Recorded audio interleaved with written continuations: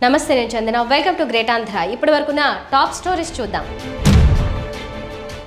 కుప్పంలో చంద్రబాబు దయనీయ గాథ బేటా నహీ బాప్ మరక మాయమవుతుందా కడపలో బలికి బాబుకు నాయకులు కావాలి పోతిన మహేష్ జగన్ కోవట సీఎం రమేష్ మీద పోటీ చేసేది పక్కా లోకలేనా ఏపీలో పార్టీల అధినాయకత్వ స్థాయిలో ఉన్నవారు తాము పోటీ చేసే నియోజకవర్గంలో ప్రచారానికి వెళ్లకుండా గెలవడం రివాజు గతంలో వైఎస్ రాజశేఖర రెడ్డి పులివెందుల్లో తన గెలుపు కోసం ప్రచారానికి వెళ్లేవారు కాదు ఆ తర్వాత చంద్రబాబు నాయుడు కూడా కుప్పంలో ప్రచారానికి వెళ్లకుండా గెలుస్తూ వచ్చారు పులివెందుల్లో వైఎస్ తరపున ఆయన భార్య కుటుంబ సభ్యులు ప్రచారం చేసేవాళ్ళు కుప్పంలో చంద్రబాబు తరపున ఆ మాత్రం హడావిడి కూడా ఉండేది కాదు గత ఎన్నికల సమయంలో కూడా పులివెందుల్లో ప్రచారానికి జగన్ వెళ్ళలేదు కుప్పంలో ప్రచారానికి చంద్రబాబు వెళ్ళలేదు అయితే ఇలాంటి ధీమా ఇప్పుడు తెలుగుదేశం అధినేత చంద్రబాబులో పూర్తిగా సడలినట్టుగా ఉంది గత 3 ఏళ్ల నుంచినే తరచూ చంద్రబాబు కుప్పం చుట్టూ తిరుగుతూ ఉన్నారు అంతకుముందు ఎప్పుడు చంద్రబాబు కుప్పానికి వెళ్ళేవారు రాష్ట్రాన్ని ఉద్ధరించేసే తను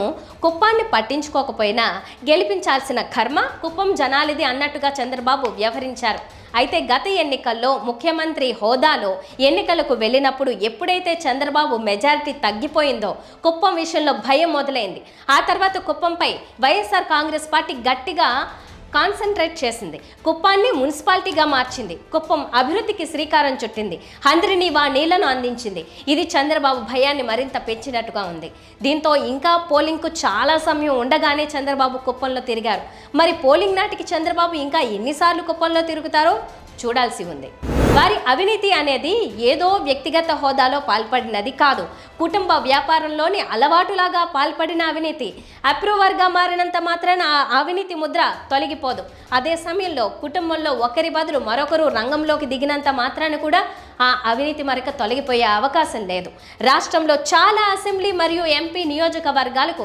తెలుగుదేశానికి అభ్యర్థులు లేరు ఇతర పార్టీల నుంచి ఎవరు మన పార్టీలోకి ఫిరాయిస్తారా వారికి టికెట్లు కట్టబెట్టేద్దామా అని తెలుగుదేశం వేచి చూస్తూ వస్తోంది ఈ నేపథ్యంలో ఒంగోలు నియోజకవర్గంలో సిట్టింగ్ ఎంపీ మాగుంట శ్రీనివాసులు రెడ్డికి వైఎస్ఆర్ కాంగ్రెస్ అధినేత జగన్మోహన్ రెడ్డి టికెట్ నిరాకరించారు ఆయనను పూర్తిగా దూరం పెట్టారు నిజానికి శ్రీనివాసులు రెడ్డి ఈ ఎన్నికల్లో తన కుమారుడు మాగుంట రాఘవరెడ్డిని బరిలోకి దించాలని అనుకున్నారు ప్రస్తుతం దేశాన్ని సమూలంగా కుదిపేస్తున్న ఢిల్లీ లిక్కర్ స్కామ్లో మాగుంట రాఘవరెడ్డి కీలక నిందితుల్లో ఒకరు కీలక పాత్రధారి అరెస్ట్ అయ్యి అప్రూవర్గా మారి ప్రస్తుతం బెయిల్పై బయటున్నారు రాఘవరెడ్డి మరో నిందితుడు శరత్ చంద్రారెడ్డి ఇచ్చిన సమాచారం మేరకే ప్రస్తుతం కవిత కేజ్రీవాల్ తదితరులు జైల్లో ఉన్నారు ఇలాంటి నేపథ్యంలో పరువు మంట కలిసేలా అవినీతి మరక పడిన మాగుంట కుటుంబానికి టికెట్ ఇవ్వడానికి జగన్ నిరాకరించారు అంతే లడ్డూలాగా చంద్రబాబు వారిని ఆహ్వానించి తన పార్టీలో చేర్చుకున్నారు మాగుంట రాఘవరెడ్డికి ఎంపీ టికెట్ కూడా ప్రకటించారు అంతలోనే ఏమనుకున్నారు ఏమో కొడుకును కాదని తండ్రిని రంగంలోకి దించుతున్నారు రాఘవరెడ్డి కాకుండా శ్రీనివాసులు రెడ్డి ఎంపీగా పోటీ చేయాలని చంద్రబాబు సూచించినట్లుగా తెలుస్తోంది ఈ మేరకు వారి కుటుంబం అంగీకరించింది ప్రచారంలో ఉన్న రాఘవ కూడా తన బదులు తండ్రి పోటీ చేస్తారని ప్రకటించేశారు అంతా బాగానే ఉంది కానీ కొడుకును కాదని తండ్రిని పెట్టినంత మాత్రాన ఆ కుటుంబం మీద పడిన అవినీతి మరక తొలగిపోతుందా ప్రజలు వారిని ఆదరిస్తారా అనేది ప్రశ్నార్థకంగానే ఉంది కడపలో బలి పెట్టడానికి చంద్రబాబుకు నాయకుల అవసరం ఏర్పడింది ముఖ్యమంత్రి వైఎస్ జగన్ సొంత జిల్లా కడప వైసీపీకి కంచుకోట ఎలాగైనా అక్కడ పాగవేయాలని చంద్రబాబు ఆశయం అయితే అది సాధ్యం కావడం లేదు ముఖ్యంగా కడప ఎంపీ అవినాష్ రెడ్డిని ఓడించాలనే పట్టుదలతో చంద్రబాబు ఉన్నారు ఈ నేపథ్యంలో అవినాష్ రెడ్డిపై వైఎస్ కుటుంబ సభ్యులనే బరిలో నిలిపి కొట్టుకుంటుంటే చూస్తూ సంబరపడాలని ఆశించారు అయితే కడప బరి నుంచి వివేక సతీమణి సౌభాగ్యమ్మ కుమార్తె డాక్టర్ సునీత తెలివిగా తప్పుకున్నారు దీంతో టీడీపీకి బలి పెట్టడానికి ఓ నాయకుడు అవసరం టీడీపీ పొలిట్ బ్యూరో సభ్యుడు ఆర్ శ్రీనివాసరెడ్డిని నిలబెట్టాలని చంద్రబాబు మొదట భావించారు ఎందుకనో ఆయన అభ్యర్థిత్వంపై టీడీపీ సుముఖంగా లేనట్టు కనిపిస్తోంది ఎవరు దొరక్కపోతే ఆయన్నే బలిపెట్టే అవకాశం ఉంది ఇటీవల మాజీ ఎమ్మెల్యే జి వీరశివారెడ్డిని నిలబెడితే ఎలా ఉంటుందని ఐవీఆర్ఎస్ సర్వే చేశారు ఎలాంటి ఫలితం వచ్చిందో తెలియదు కానీ తాజాగా జమ్మలమడుగు టీడీపీ ఇన్ఛార్జ్ భూపేష్ రెడ్డి పేరుతో టీడీపీ సర్వే చేస్తోంది ఈ మేరకు కడప పార్లమెంట్ పరిధిలోని ఓటర్లకు కాల్స్ వెళ్తున్నాయి జమ్మలమడుగు సీటు బీజేపీకి కేటాయించిన సంగతి తెలిసిందే దీంతో భూపేష్ రెడ్డి రివర్స్ అయ్యారు తాను బరిలో ఉంటానని స్పష్టం చేశారు తన చిన్నాన్న మాజీ మంత్రి ఆదినారాయణ రెడ్డి కోసం పోటీ విరమించలేనని తేల్చి చెప్పారు బాబాయ్ అబ్బాయి మధ్య రాజీ కుదిర్చి జమ్మలమడుగు బరిలో ఆదినారాయణ రెడ్డి కడప ఎంపీ అభ్యర్థిగా భూపేష్ను నిలబెట్టాలని చంద్రబాబు ఉద్దేశం అయితే ఓడిపోతే సీటులో పోటీ చేయడానికి భూపేష్ ఎంతవరకు ఆసక్తి చూపుతారనేది ప్రశ్నగా మిగిలింది. భూపేష్ను కడప ఎంపీగా పోటీ చేయించడానికి ఆయన తల్లిదండ్రులు ఏమాత్రం ఇష్టపడడం లేదని సమాచారం. విజయవాడ వెస్ట్ జనసేన ఇన్ఛార్జ్ పోతిన మహేష్ ముఖ్యమంత్రి వైఎస్ జగన్మోహన్ రెడ్డి కోవట్ట అంటే పవన్ అనుచరులు అవునని అంటున్నారు. విజయవాడ వెస్ట్ టికెట్ కోసం పోతిన మహేష్ పార్టీ అధినేత ఆదేశాలను ధిక్కరించి మరీ నిరాహార దీక్ష పేరుతో జనసేనకు కూటమికి తీవ్ర నష్టం కలిగిస్తున్నారని వారు మండిపడుతున్నారు.